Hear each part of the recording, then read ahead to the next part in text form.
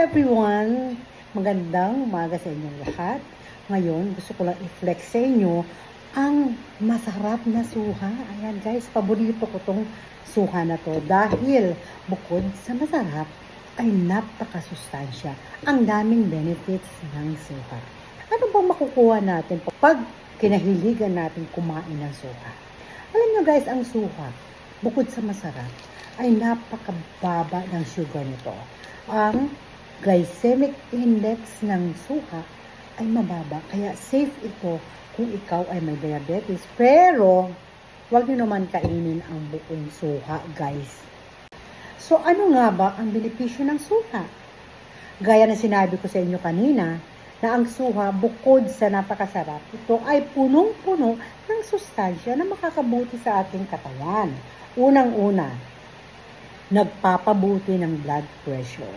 Alam naman natin, mga friends, na ang ating blood pressure, lalo na kapag tayo nagkakaedad, ay dapat laging normal.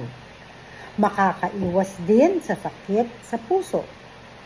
Makakaiwas daw tayo sa pagkakaroon ng mga wrinkles kapag uugaliin natin kumain ng suha.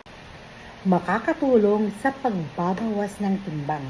Kasi nga, low in sugar ito, low in glycemic index, hindi ka tataba. Huwag mo kainin yung isang buong suha. Ha? So ito ay maganda sa ating immune system. Nagpapalakas, nagpapaboost ng ating immune system.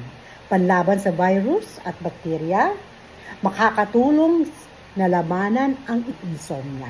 Insomnia, hindi ka makakatulog sa gabi. At mayaman ito sa antioxidants at fiber.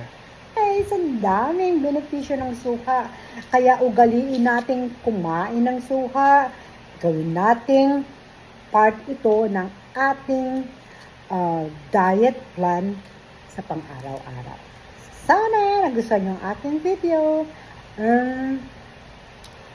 Thank you for watching.